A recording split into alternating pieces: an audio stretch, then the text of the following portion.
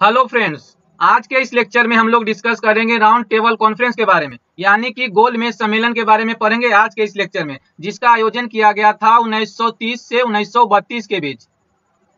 यह बहुत ही important topic है। इस टॉपिक से लगभग हर एग्जाम में प्रश्न पूछे ही जाते हैं, चाहे वो यूपीएससी का एग्जाम हो या फिर स्टेट सर्विस का एग्जाम हो या फिर कोई भी कॉम्पिटेटिव एग्जाम हो। हर एग्जाम में इस टॉपिक से प्रश्न पूछे ही जाते हैं और प्रश्न पूछे जाने की संभावना भी बहुत ज्यादा होती है। तो आज के इस लेक्चर में हम लोग समझेंगे कि राउंड टेबल कॉन्फ्रेंस क्या है और इसका आयोजन क्यों किया गया था। तो चलिए डिस्कशन स्टार्ट करते हैं। सबसे पहले हम लोग राउंड टेबल कॉन्फ्रेंस के बैकग्राउंड को समझ लेते हैं। तो 1919 में मोंटेगू चेम्सफोर्ड सुधारों की शुरुआत के समय ब्रिटिश सरकार ने यह घोषणा किया था कि संवैधानिक सुधारों के प्रभाव और संचालन की जांच करने और भारत के लिए अधिक सुधारों का सुझाव देने के लिए 10 साल बाद एक आयोग भारत भेजा जाएगा। मतलब यह कि पिछले लेक्चर में हम लोगों ने पढ़ा था गवर्नमेंट ऑफ इंडिया एक्ट 1919 के बारे में, जिसे मोंटेगू चेम्सफोर्ड रिफॉर्म के नाम से भी जाना जाता है। और हमने देखा था कि गवर्नमेंट ऑफ इंडिया एक्ट 1919 को पारित करते समय ब्रिटिश गवर्नमेंट ने कहा था कि वो 10 साल बाद इस अधिनियम के संवैधानिक सुधारों के प्रभाव और संचालन की जांच करने के लिए एक कमीशन गठित करेगा। लेकिन ब्रिटिश गवर्नमेंट ने 2 साल पहले ही, यानी कि 1927 में ही एक कमीशन गठित कर दिया और इस कमीशन के जो अध्यक्ष थे वह थे सर जॉन साइमन। इसी कारण से उस कमीशन का नाम साइमन कमीशन पड़ा। तो इस कमीशन के जो अध्यक्ष थे वो कौन थे? सर जॉन साइमन, और जिसकी वजह से उस कमीशन का नाम पड़ा था साइमन कमीशन। अब इस कारण ही उस कमीशन का नाम पड़ा था साइमन कमीशन। Simon commission. और फिर साइमन कमीशन ने मई 1930 में अपना रिपोर्ट पब्लिश कर दिया। मतलब फिर मई 1930 में साइमन कमीशन ने अपना रिपोर्ट को पब्लिश कर दिया और ब्रिटिश का कहना था कि उस साइमन कमीशन के रिपोर्ट में जो भी सुधार रिकमेंडेड किए गए थे उसे अच्छे से सोच विचार किया जाए और फिर यह निर्णय लिया जाए कि आने वाले समय में भारत में क्या क्या सुधार किए जाएंगे। और इस दौरान मोहम्मद अली जिन्ना ने वायसराय लॉर्ड इरविन को सुझाव दिया कि भारतीयों को भी इस सम्मेलन में आमंत्रित किया जाना चाहिए ताकि संविधान सुधार पर चर्चा करने के लिए उनका इनपुट भी लिया जा सके। और फिर ब्रिटिश सरकार ने मोहम्मद अली जिन्ना के इस सुझाव को स्वीकार कर लिया। मतलब यह कि 1930 में साइमन कमीशन का रिपोर्ट पब्लिश हो जाता है और फिर ब्रिटिश सोच रहे थे कि साइमन कमीशन के रिपोर्ट में जो भी सुधार रिकमेंडेड किए गए हैं उस पर अच्छे से सोच विचार किया जाए और फिर उसके बाद यह निर्णय लिया जाए कि आने वाले टाइम में भारत में क्या क्या सुधार किए जाएंगे।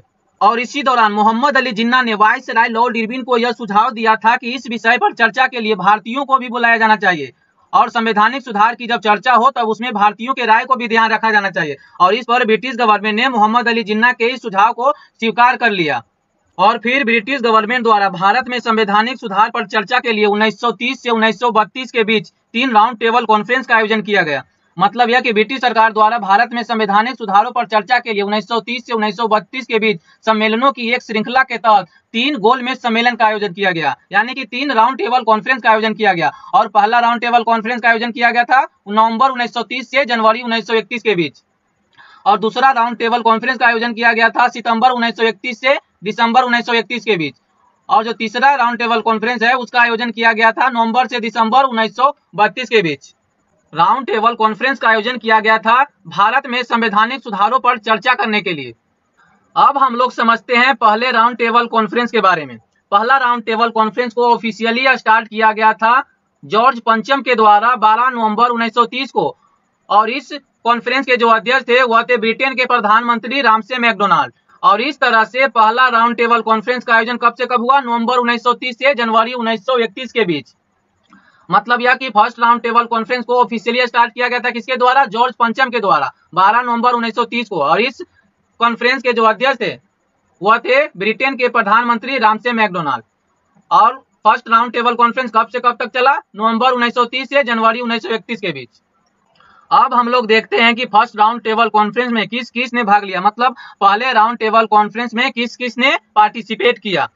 तो 16 डेलीगेट थे ब्रिटिश के 3 पॉलिटिकल पार्टी से और 16 ही डेलीगेट थे इंडियन प्रिंसली स्टेट थे और 58 जो थे वो रिप्रेजेंट कर रहे थे इंडिया के अलग अलग पॉलिटिकल पार्टी को। मतलब ये जो 58 थे वो रिप्रेजेंट कर रहे थे इंडिया के अलग अलग पॉलिटिकल पार्टी को। और इंडियन नेशनल कांग्रेस ने सम्मेलन में भाग नहीं लिया था। भाग क्यों नहीं लिया था? क्योंकि सवैज्ञा आंदोलन जो हुआ था उसमें शामिल होने के कारण इंडियन नेशनल कांग्रेस के कई नेता को जेल में डाल दिया गया था। और इंडियन नेशनल कांग्रेस के इस कॉन्फ्रेंस में भाग नहीं लेने का एक और कारण यह था कि इनके नेहरू रिपोर्ट को लागू करने से मना कर दिया था। मतलब यह हुआ कि इंडियन नेशनल कांग्रेस जो थी वो इस सम्मेलन में भाग नहीं लिया, मतलब इस सम्मेलन में वो आए नहीं थे। क्यों नहीं आए थे? क्योंकि सभी ने अवज्ञा आंदोलन में जो शामिल थे इंडियन नेशनल कांग्रेस के नेता, उनको जेल में डाल दिया गया था। और इंडियन नेशनल कांग्रेस के इस सम्मेलन में भाग नहीं लेने का एक और कारण यह था कि इनके नेहरू रिपोर्ट को लागू करने से मना कर दिया गया था। अब हम देखते हैं कि इंडिया के अलग अलग पॉलिटिकल पार्टी को रिप्रेजेंट कौन कौन कर रहे थे।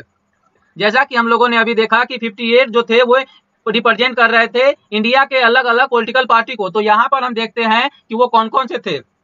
जैसे कि यहाँ पर मुस्लिम league, Hindu Mahasabha, Indian Liberal party, Sikh और अनटचेबल इत्यादि थे। और ये जो थे ये मुख्य थे। यहाँ पर जो मेन थे ये हमने यहाँ पे दर्शा दिया है। मुस्लिम league, Hindu Mahasabha, Indian Liberal party और सिख। और मुस्लिम लीग से मेन लीडर यहाँ पर पहुंचे थे कौन? मोहम्मद अली जिन्ना, आगा खान और मोहम्मद अली। ये मोहम्मद अली जो है वो खिलाफत आंदोलन वाले मोहम्मद अली हैं। मतलब मुस्लिम लीग को रिप्रेजेंट कौन कर रहे थे? मोहम्मद अली जिन्ना, आगा खान और मोहम्मद अली। और हिंदू महासभा से मुख्य लीडर यहाँ पहुंचे थे एस मुंजे और MR Jayakar. Indian Liberal Party से मेन लीडर जिन्होंने पहले राउंड टेबल कॉन्फ्रेंस को अटेंड किया वो थे तेज बहादुर सप्रू। और सिख कम्युनिटी के लीडर थे सरदार उज्जवल सिंह। सिख कम्युनिटी के लीडर कौन थे? सरदार उज्जवल सिंह। और अनटचेबल यानी कि दलित वर्ग को रिप्रेजेंट कर रहे थे BR अम्बेडकर। यह थे मुख्य लीडर जिन्होंने पहले राउंड टेबल कॉन्फ्रेंस को अटेंड किया। और हम लोग जानते हैं कि इंडियन नेशनल कांग्रेस ने इस सम्मेलन में भाग नहीं लिया था। अब हम लोग देखते हैं कि वह कौन से मुख्य टॉपिक थे जो पहले राउंड टेबल में डिस्कस किए गए। मतलब चर्चा का मुख्य विषय क्या था वो हम लोग देखते हैं। मतलब कि वो इंपॉर्टेंट टॉपिक जो इस पहले राउंड टेबल कॉन्फ्रेंस में डिस्कस किए गए। तो इस सम्मेलन में सभी पार्टी ने यह एग्री किया कि कॉन्स्टिट्यूशनल डेवलपमेंट का अल्टीमेट गोल डोमिनियन स्टेटस होगा। मतलब कि अल्टीमेट गोल क्या होगा? अल्टीमेट गोल होगा डोमिनियन स्टेटस। और ये सभी ने स्वीकार भी किया। मतलब कि अंतिम लक्ष्य क्या होगा? डोमिनियन स्टेटस होगा। मतलब डोमिनियन स्टेटस कहने का मतलब यह हुआ कि वह राष्ट्र जो ब्रिटिश साम्राज्य का हिस्सा हो लेकिन उसका खुद का सरकार हो, खुद का अपना सरकार हो। या फिर हम कह सकते हैं semi independent colony under the British crown. Semi independent colony under the British crown या ब्रिटिश गवर्नमेंट। मतलब कि सेमी इंडिपेंडेंट, पूरी तरह से इंडिपेंडेंट नहीं। डोमिनियन स्टेटस का मतलब हुआ वह राष्ट्र जो ब्रिटिश साम्राज्य का हिस्सा हो लेकिन जिनकी अपनी सरकार हो। मतलब स्वतंत्र हो लेकिन पूरी तरह से स्वतंत्र नहीं हो, मतलब सेमी इंडिपेंडेंट कर सकते हैं। और डोमिनियन स्टेटस के साथ साथ ब्रिटिश गवर्नमेंट ने फाइनेंस और डिफेंस को छोड़कर बाकी सभी डिपार्टमेंट इंडिया को दे दिया जाएगा, ऐसा कहा। और ब्रिटिश गवर्नमेंट ने क्या कहा? उन्होंने कहा कि फाइनेंस और डिफेंस को छोड़ करके बाकी सभी डिपार्टमेंट इंडिया को दे दिया जाएगा। और यह बात भी सबने स्वीकार कर लिया था। मतलब यह भी सभी को मंजूर था। और दूसरा जो टॉपिक था, मुख्य टॉपिक था, वो था ऑल इंडिया फेडरेशन। मतलब इंडियन लिबरल पार्टी के तेज बहादुर सप्रू ने अखिल भारतीय संघ का विचार दिया।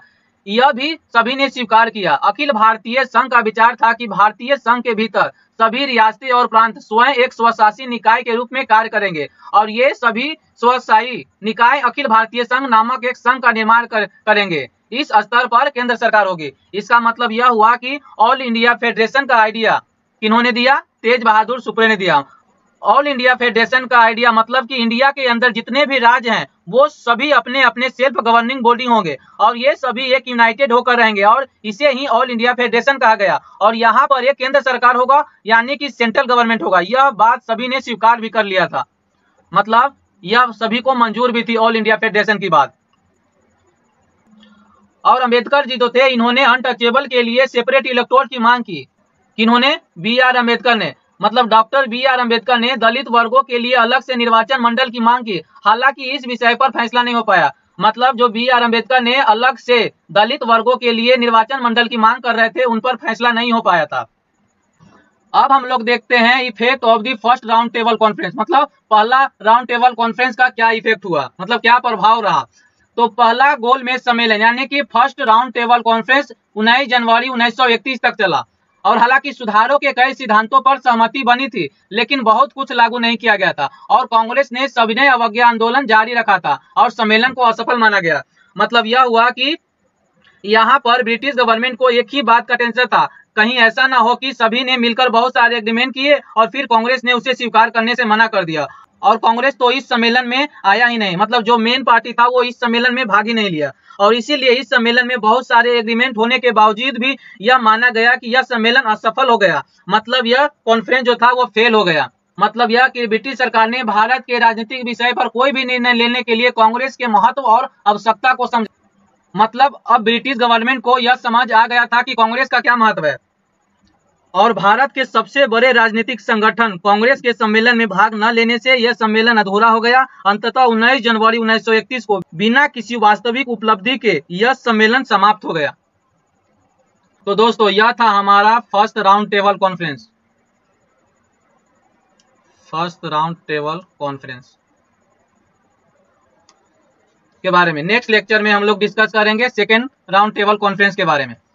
तो दोस्तों यह लेक्चर आपको कैसा लगा आप लोग जरूर हमें कमेंट करके बताएं। अगर आपका कोई सवाल हो तो आप लोग हमें कमेंट बॉक्स में पूछ सकते हैं, हम आपके सवाल का जरूर रिप्लाई करेंगे।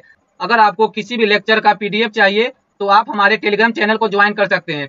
टेलीग्राम चैनल का लिंक हमारे वीडियो के डिस्क्रिप्शन में दिया हुआ है।